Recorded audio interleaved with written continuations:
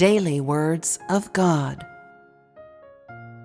If you truly wish to gain the way of eternal life, and if you are voracious in your search for it, then first answer this question: where is God today?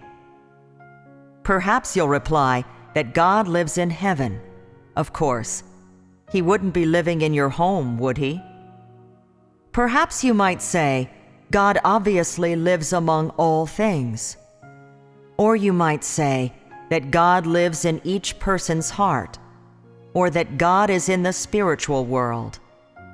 I don't deny any of this, but I must clarify the issue. It isn't totally correct to say that God lives in the heart of man, but neither is it completely wrong.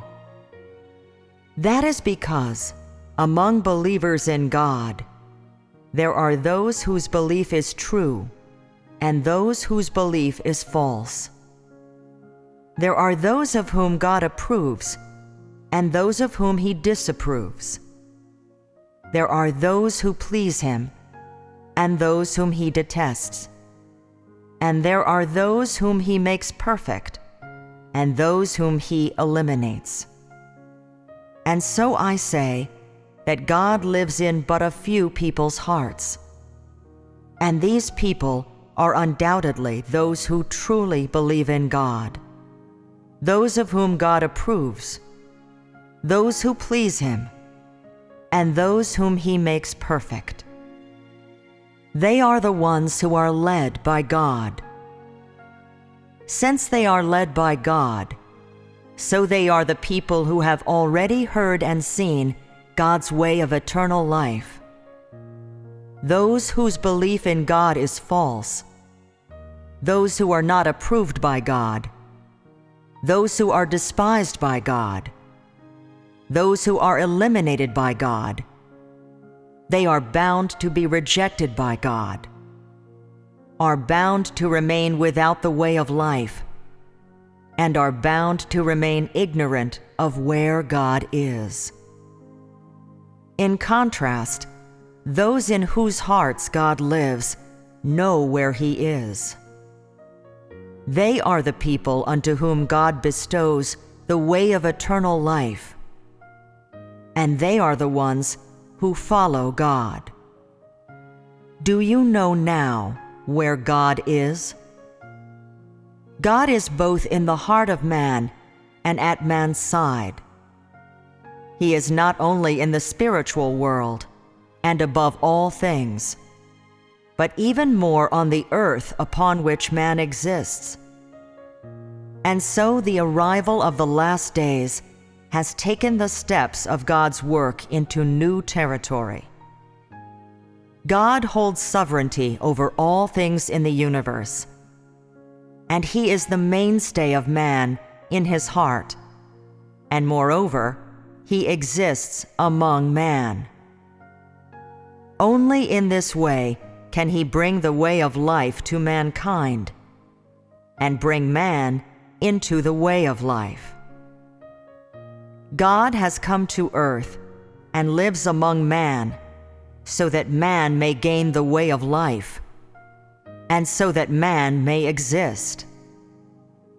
At the same time, God also commands all things in the universe, so that they might cooperate with His management among man. And so, if you only acknowledge the doctrine that God is in heaven and in the heart of man, yet do not acknowledge the truth of God's existence among man, then you shall never gain life, and shall never gain the way of truth. God Himself is life and the truth, and His life and truth coexist. Those who are incapable of gaining the truth shall never gain life.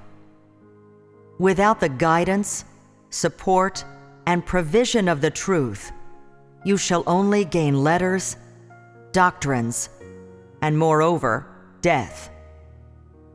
God's life is ever present, and His truth and life coexist. If you cannot find the source of truth, then you will not gain the nourishment of life. If you cannot gain the provision of life, then you will surely have no truth.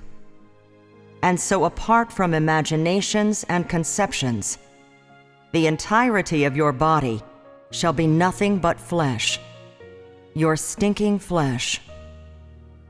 Know that the words of books do not count as life. The records of history cannot be fated as the truth, and the doctrines of the past cannot serve as an account of words presently spoken by God.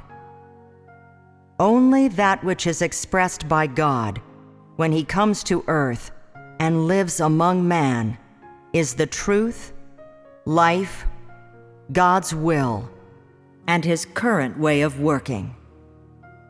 If you apply the records of words spoken by God during past ages to today, then you are an archaeologist. And the best way of describing you is as an expert on historical heritage. That is because you always believe in traces of the work that God did in times gone by. Only believe in the shadow of God left from when He previously worked among man.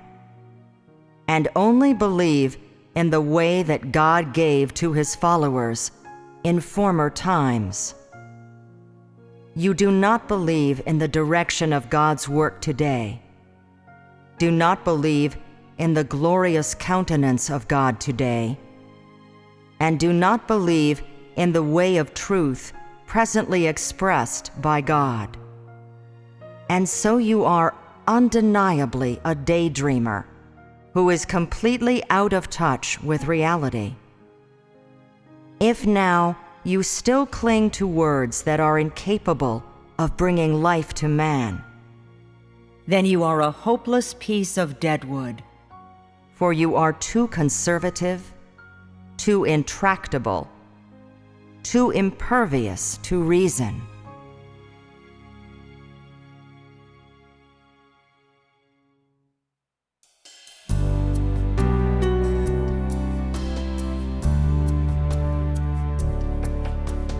God Himself, His life and truth, and His life and truth are intertwined.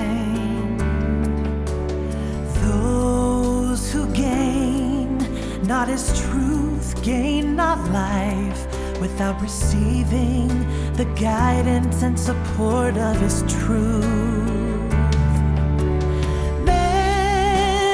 Left with mere letters and doctrines, man is left with death. God's life and truth are intertwined and ever present. If you know not the source of truth, you receive not the nourishment of life.